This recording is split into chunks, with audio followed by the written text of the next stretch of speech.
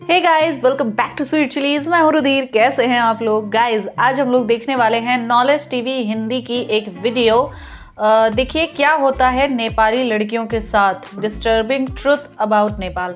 Okay तो यार देखो, नेपाली लड़कियां, पहली बात तो नेपाल एक डेवलपिंग स्टेट में है, ठीक है। अभी वो पूरी तरह से डेवलप नहीं हुआ है, बहुत ज़्यादा ग्रो नहीं किया है ना, कि वहाँ हर चीज़ अवेलेबल हो।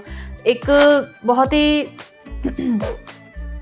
मतलब बहुत ही ज़्यादा दयनीय स्थिति जिसे बोलते हैं वो है कहीं कहीं पे। ऐसा नहीं है कि पूरे नेपाल में ऐसा है, ठीक, तो कहीं कहीं पे ऐसा है, ठीक।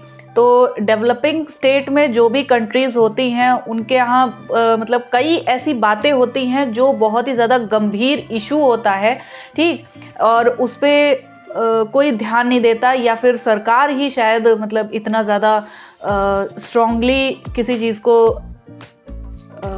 इंस्पेक्ट नहीं कर पाती है ना। तो इसलिए देखते हैं यार इस वीडियो में क्या है, और नेपाली लड़कियों से रिलेटेड ऐसा क्या है इस वीडियो में जिसके लिए डिस्टर्बिंग ट्रुथ जैसा वर्ड मतलब इस्तेमाल करना पड़ा है ना। तो चलो यार ये वीडियो स्टार्ट करते हैं और उसके बाद में इसके बारे में बात करेंगे।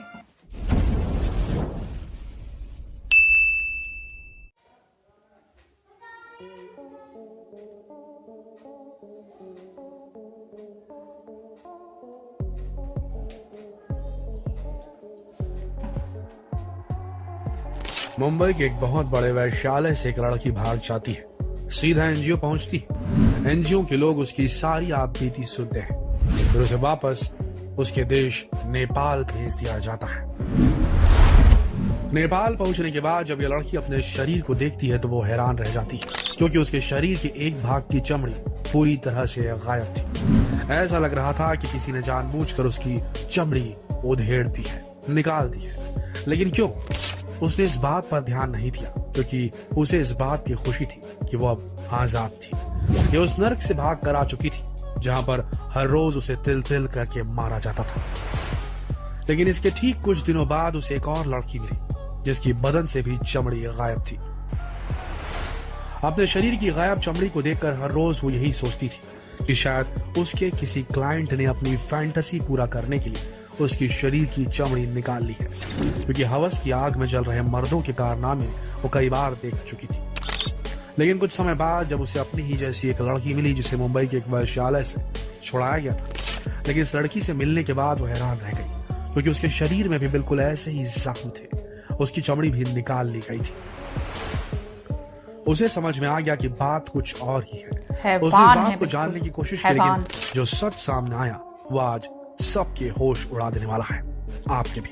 तो बने रहिए इस वीडियो के अंत तक। नेपाल जो कभी मानव तस्करी के लिए तो कभी मानव अंगों की तस्करी के लिए हमेशा सुर्खियों में रहता है, लेकिन इस बार मामला कुछ और है। यहाँ पर वो काम हो रहा है जिसके बारे में ना आपने आज से पहले कभी सुना होगा ना देखा होगा। यहाँ पर नेपाली लड़कियों की चमड़ी को निकाल कर बेचने का काम किया जा रहा है। आप यकीन नहीं करेंगे, लेकिन मुंबई के वैश्यालय से भागी हुई लड़की ने जब अपनी ही जैसी दूसरी लड़कियों को देखा तो उनमें से एक लड़की ने उसे बताया कि उसके शरीर के 20 स्क्वायर इंच की चमड़ी को एक एजेंट ने 10,000 रुपए में बेचा था। बस उसे समझ में आ गया कि उसके शरीर की गायब चमड़ी आखिर गई कहां। लेकिन आखिर क्यों सिर्फ नेपाली लड़कियों की चमड़ी को निकाल कर बेचा जा रहा है? जानना चाहते हैं क्यों? क्योंकि नेपाली लड़कियां बहुत ज्यादा गोरी होती हैं। इनकी चमड़ी का इस्तेमाल आज के समय लिंग के साइज को बढ़ाने के लिए, ब्रेस्ट एनलार्जमेंट के लिए, होठों की सर्जरी के लिए और भी कई तरह की प्लास्टिक सर्जरी के लिए इस्तेमाल किया जा रहा है। ऐसे कई नामी गिरामी लैब्स हैं जहां पर ये काम खुलेआम हो रहा है। सोचिए, किसी कम से जवान लड़की की शरीर से चमड़ी निकाल लिंग का साइज बढ़ाया जा रहा है, वक्षों का साइज बढ़ाया जा रहा है, होठ बनाए जा रहे हैं। क्या हो रहा है? अब आगे हैरान करने वाली और बात सुनिए। ये सारा है और कुछ भारत में हो रहा है। जी हाँ, भारत में से कई नामी गिरामी लैब्स मौजूद है जहां पर इनकी चमड़ी को खरीदा और बेचा जाता है। इस कारोबार से जुड़े दलालों के लिए भारत का एक बहुत बड़ा मार्केट बन चुका है। हर साल करोड़ों का टर्नओवर है इनका। लेकिन लड़कियों को बिना पता चले इस काम को कैसे अंजाम दिया जाता होगा, वो सबसे हैरान करने वाली बात है। आपको बता दें कि आज के समय नेपाल में बहुत सारी लड़कियां अचानक गायब होने लगी।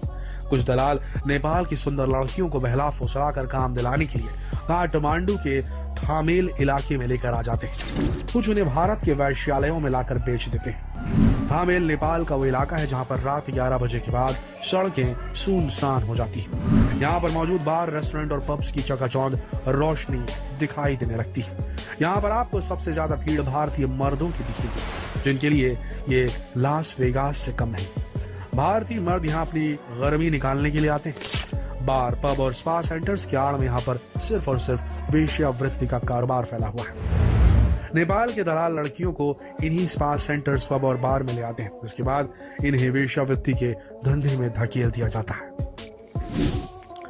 कहा जाता है कि अगर आपको यहाँ किसी नेपाली लड़की की चमड़ी खरीदनी है तो उसे खरीदना बहुत आसान है। यहाँ पर इसके लिए हर जगह दलाल मौजूद है। भारत और दूसरे देशों के लोग यहाँ पर मौज मस्ती के लिए और चमड़ी खरीदने के लिए पहुंचते हैं।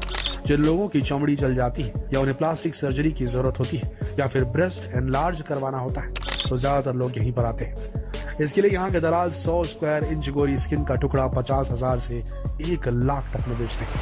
लेकिन चमड़ी देने वाले को सिर्फ 5,000 ही दिए जाते हैं। लेकिन कई बार स्किन डोनर को पता ही नहीं चलता कि उसकी चमड़ी निकाल ली गई है, क्योंकि इनका ज्यादातर शिकार पब और बार में काम करने वाली लड़कियां होती हैं। इन्हें तो पता ही नहीं होता कि इनकी चमड़ी का आखिर हुआ क्या। असल में इनसे कहा जाता है कि इनका एक क्लाइंट इनके साथ अलग तरीके से मजा लेना चाहता है, इसके लिए इनको बेहोश होना पड़ेगा। मजबूरी में लड़कियां इंजेक्शन लेकर बेहोश हो जाती हैं और जब इन्हें होश आता है तब जाकर इन्हें पता चलता है कि इनके शरीर से चमड़ी गायब हो चुकी है। इन लड़कियों को तो ऐसा लगता है कि शायद किसी क्लाइंट की फैंटेसी की वजह से इनके साथ ऐसा हुआ है, लेकिन कहानी कुछ और ही होती है। कुछ लड़कियों से तो बाकायदा एग्रीमेंट किया जाता है कि उनकी चमड़ी उनकी स्वेच्छा से निकाली जा रही है, जिसके बाद वो चाहकर भी कंप्लेन नहीं कर पाती। ज्यादातर मामलों में लड़कियों को भारत लाया जाता है या तो उनसे वेश्यावृत्ति का काम कराने के लिए या उनकी किडनी बेचने के लिए या फिर उनकी चमड़ी बेचने के लिए उन्हें भारत में बेच दिया जाता है।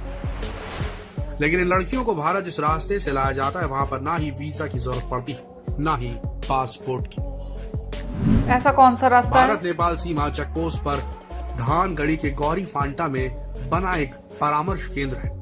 इन केंद्रों का लक्ष्य महिला तस्करी को रोकना है, लेकिन तस्कर इस बात को अच्छी तरह से जानते हैं, इसीलिए ये लोग इस रास्ते का इस्तेमाल नहीं करते। इस चेकपोस्ट के बिल्कुल पास में पीलीभीत उत्तर प्रदेश के जंगल है, जो तस्करों के लिए भारत पहुंचने का एक बहुत ही आसान रास्ता है। इसी रास्ते से मानव तस्करी की जाती है। चाहे किसी भी तरह की तस्करी करनी हो, जितने भी गैर कानूनी काम होते हैं इसी रास्ते से होते हैं। लड़कियों की चमड़ी निकालने के बाद दलाल इसे दूसरे एजेंट्स को बेच देते हैं। इसके बाद ये एजेंट स्किन के छोटे छोटे टुकड़ों को अलग अलग पैथोलॉजी लैब्स में भेज देते हैं, जहां पर स्किन टिश्यू की प्रोसेसिंग की जाती है। प्रोसेसिंग होने के बाद इसे बड़े लैब में भेज दिया जाता है। स्किन प्रोसेसिंग से निकले उत्पाद को ये बड़े बड़े लैब अमेरिका जैसे बड़े देशों को एक्सपोर्ट कर देते हैं, जिससे इनकी अच्छी खासी कमाई हो जाती है। ऐसी कई लड़कियां होती हैं जिन्हें इस तरह की तस्करी के लिए भारत लाया जाता है। फिर उनकी चमड़ी निकालने के बाद कुछ लड़कियों की किडनी भी निकाल कर बेच दी जाती है। इसके बाद मुंबई और दिल्ली के वैश्यालयों में लड़कियों को बेच दिया जाता है। वीडियो की शुरुआत में हमने आपको बताया कि जिस लड़की के बारे में बताया था उस लड़की को भी बिल्कुल इसी तरह से बेच दिया गया था, लेकिन एनजीओ तक पहुंचने के बाद इसे वापस अपने घर भेज दिया गया। लेकिन इस लड़की की कहानी यहीं पर खत्म नहीं हुई। लड़कियां जब किसी तरीके से अपनी जान बचाकर अपने घर पहुंच जाती तो भी गांव वाले उन्हें स्वीकार नहीं करते। जब उन्हें पता चलता है कि लड़की किसी वैश्यालय से रहकर आई है तो और बिल्कुल नहीं करते। गांव वाले, समाज वाले लड़कियों को गांव से बाहर कर देते हैं। इसके बाद इन लड़कियों के पास एक ही चारा होता है, नेपाल का थामेल, जहां पर ये फिर किसी दलाल से मिलती है और वेश्यावृत्ति के काम में लग जाती है। लेकिन कुछ बदनसीब लड़कियां होती हैं जिनको हमेशा के लिए मार दिया जाता है। जो लड़कियां वेश्यावृत्ति के लिए इनकार करती हैं उन्हें मार कर किसी गटर में फेंक दिया जाता है। लेकिन क्या आप जानना नहीं चाहेंगे कि आखिर ये सब क्यों किया जा रहा है? सिर्फ रईसों को खुश करने के लिए। जी हाँ, रईसों को खुश करने के लिए। ऐसे रईस जिनके पास इफरात पैसा है, जो अपना ब्रेस्ट एनलार्ज करवाना चाहते हैं, अपने लिंग का साइज बढ़ाना चाहते हैं, उनके लिए नेपाली लड़कियों के साथ ये सब कुछ किया जा रहा है। आज के समय में एक बहुत बड़ा व्यापार बन चुका है। ताजा आंकड़ों की बात करें तो आज के समय कॉस्मेटिक सर्जरी की इंडस्ट्री पूरे 110 मिलियन डॉलर तक पहुंच चुकी है। किडनी की तस्करी से भी ज्यादा मुनाफा मानव त्वचा की तस्करी है। यही वजह है कि बहुत सारे लोग आज इस तस्करी के धंधे से जुड़ चुके हैं, लेकिन शिकार सिर्फ नेपाल और इनके जैसे गरीब देशों की लड़कियां होती। कुल मिलाकर देखा जाए तो मामला बहुत गंभीर। आज इन दलालों का नेटवर्क इतना ज्यादा फैल चुका है कि इसे FDA भी ट्रैक नहीं कर पा रहा। लेकिन दोस्तों, आप इस तरह के मामलों को बड़ी आसानी से ट्रैक कर सकते हैं। अपने घर के आसपास ऐसे संदिग्ध लोगों की पहचान जरूर करिए जो दलाल होते हैं, जो अक्सर घूम घूम कर भोली भाली मासूम लड़कियों को पैसे का लालच देकर काम दिलाने का वादा करते हैं और इन्हें दूसरे देशों में ले जाकर बेच देते हैं। अगर कोई भी ऐसा व्यक्ति आपको दिखे तो तुरंत इसकी शिकायत कीजिए। साथ ही साथ अपने गांव में एक यूनिटी बनाकर रखिए ताकि इस तरह के लोग आपके इलाके में सक्रिय न हो सके। दोस्तों, हमेशा सतर्क रहें क्योंकि आज इस दुनिया से इंसानियत पूरी तरीके से खत्म हो चुकी सी लगती है। जितना हो सके इस संदेश को देश भर में पहुंचाइए कि किस तरीके से यह सब कुछ हो रहा है और इस पर अंकुश लगना ही चाहिए। आप भी किसी कॉस्मेटिक प्रोसीजर के लिए आगे बढ़ने वाले हैं तो जरा इस बारे में भी जरूर सोचिए। किसी लीगल डोनर से ही चीजें लें, इलीगल डोनर से तो बिल्कुल नहीं, नेपाल से तो बिल्कुल नहीं। शेयर कीजिए इस वीडियो को फेसबुक पर, व्हाट्सएप पर, यूट्यूब पर। मिलते हैं कल एक और दिलचस्प खबर के साथ। तब तक के लिए आप सबका इस वीडियो के अंत तक बने रहने के लिए दिल से धन्यवाद। गॉड यार, मतलब इस पे क्या मतलब रिएक्शन होना चाहिए भाई? क्या कैसे रिएक्ट करें? मतलब इंसानियत नाम की तो कोई चीज ही नहीं रह गई है दुनिया में बिल्कुल भी। और ये बात तो सुनकर एकदम शॉक इतना बड़ा लगा कि सबसे ज्यादा अगर इसका कोई मार्केट है वो है भारत में। आई मीन रियली यार, अब यहाँ पे मतलब गोरा होना भी पाप हो गया। वाओ, जो लड़कियां गोरी हैं, ठीक है, उनको मतलब कहीं से भी उठा के तुम अपनी हवस का शिकार बनाओ, उनके शरीर का व्यापार करो और उसके बाद उनके शरीर की चमड़ी तक उधेड़ लो, ठीक है। ये तो आजकल की मतलब ये है इंसानियत आजकल की, है ना। साला लड़की होना पाप हो गया है यार, हद हो गई। मतलब बिल्कुल एक लड़की ना सबसे बड़ी गलती ये करती है कि इन जैसे हवसियों को, इन जैसे दरिंदों को पैदा करती है। साला पैदा करना ही छोड़ दो, ऐसे लोगों को पैदा करना ही छोड़ दो सच में। अबे तुम सोचो यार, तुम ये एक बार सोचो कि कैसा लगता होगा, कैसा फील होता होगा अपने शरीर का कोई अंग अगर मतलब कोई अंग अगर अपने शरीर का गायब है, कोई मतलब किसी जगह की अगर चमड़ी गायब है, कैसा लगता होगा। और सिर्फ किस लिए? तुम्हें अपने बूब्स बढ़ाने हैं या तुम्हें अपने लिंग का साइज बढ़ाना है, इसलिए। मतलब जो चीज भगवान ने नेचुरली दी है उसका यूज क्यों नहीं कर? तुम उसको एनहांस करने के लिए मेकअप का यूज कर लो, ठीक है, वो ठीक है। या फिर मतलब इसीलिए जैसे कोरिया जैसे देशों में सिलिकॉन का यूज किया जाता है, ठीक है। सिलिकॉन एक प्रोडक्ट होता है, उसका यूज कर लेते हैं वो लोग। भैया ऐसा घिनौना काम करने से अच्छा तो वही है कि हाँ, कम से कम अपने शरीर में अपने शरीर को तुम्हें वो दिखाना है ना एकदम आवर ग्लास जैसा, तो उससे मदद करो। किसी चीज आर्टिफिशियल चीज से अपने आप को एनहांस करो, ठीक है। या फिर कोई लीगल डोनर है, कोई मतलब अपनी स्वेच्छा से, या फिर मतलब कोई ये लीगल डोनर क्या होते हैं मुझे इस बारे में इतनी जानकारी नहीं है। कैसे कोई अपने शरीर की चमड़ी दे देगा भाई? कैसे? मतलब किस तरह से? ये लीगल क्यों है मुझे यही नहीं पता है, ये लीगल क्यों है। और यार मतलब क्या दिमाग का क्या वो है फितूर एक कि हाँ हमें गोरी चमड़ी चाहिए, बस इसलिए साला होंठ सुंदर चाहिए, ब्रेस्ट सुंदर चाहिए, लिंग का साइज बड़ा होना चाहिए, इसके लिए हम दरिंदगी पे उतर आएंगे, है ना, हैवानियत पे, बिल्कुल मतलब राक्षस से भी बदतर। गॉड यार, ओ गॉड, बिल्कुल सच में यार ये वीडियो देख के ना रूह कांप गई है। अब तो मतलब ऐसा हो गया है कि साला घर से निकलना ही मतलब मुश्किल हो जाए ऐसी लड़कियों की क्या। और वो लोग, वो गांव वाले जो ऐसी लड़कियां जो बेचारी बच के किसी तरह आ भी जाती हैं तो उनका बहिष्कार कर देते हैं, उन्हें अपनाने से मना कर देते हैं। क्यों? बहुत अच्छे हो तुम लोग, बहुत मतलब पंख निकले हैं तुम्हारे, है ना। या वो लड़की, उस लड़की की क्या गलती है मुझे ये नहीं समझ में आता। जब तक लोग अपनी सोच नहीं बदलेंगे कि हाँ इन सब चीज़ों से कोई फ़र्क नहीं पड़ता है, वो जो बच्ची है वो हमारी है, ठीक है, वो हमारे लिए वैसी ही रहेगी हमेशा के लिए, तब तक कुछ नहीं हो सकता। और भाई मैंने कहा था ना यार, नेपाल और ये अफ्रीका जैसे जो गरीब, मतलब अफ्रीका के कुछ एरिया, कुछ देश जो हैं वो गरीब जो देश हैं, ठीक, तो वहाँ से उठा के लाए जाते हैं उनके स्किन के लिए।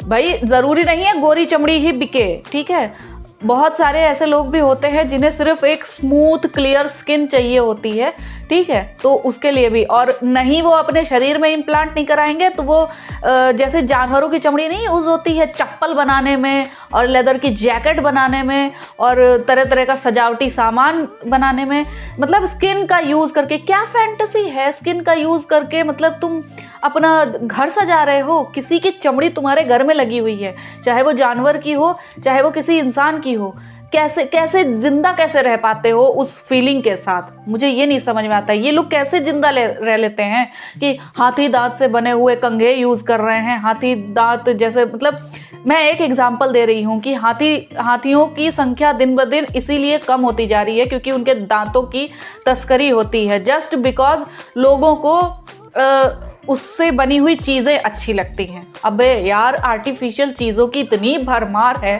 ठीक है, मतलब इतनी चीज़ें सजावट के लिए तुम्हें किसी जानवर की जान लेना ज़रूरी है, किसी भी जीव की जान लेना ज़रूरी है? हद है यार, मुझे मतलब ये इंसान तो इंसान लगते ही नहीं है, इंसान की शक्ल में पता नहीं क्या है ये, मतलब राक्षस भी नहीं कह सकते यार, राक्षस में भी एक बार को दया आ जाए, लेकिन ऐसे लोगों में कतई नहीं। भाई किस मिट्टी के बने हुए हैं ये लोग? अरे मिट्टी के बने होते तो कम से कम धरती से जुड़े होते, साले पता नहीं किस चीज़ से बने हैं। चलो यार, यहाँ पे ये वीडियो ख़त्म करती हूँ। अगर आपको मेरा रिएक्शन पसंद आया हो तो प्लीज़ इस वीडियो को लाइक और शेयर ज़रूर करना। यार शेयर करो प्लीज़, ज़्यादा से ज़्यादा शेयर करो, ऐसे वीडियोज़ तो शेयर होनी ही चाहिए, ठीक है, क्योंकि जब तक लोग अवेयर नहीं होंगे इन सब चीज़ों से तब तक इन चीज़ों पर मतलब रोक नहीं लगेगी। तो बस यार, यहाँ पे ये वीडियो ख़त्म करती हूँ। आई होप आप लोग को रिएक्शन पसंद आया होगा। नेक्स्ट वीडियो में मिलूंगी, बाय बाय।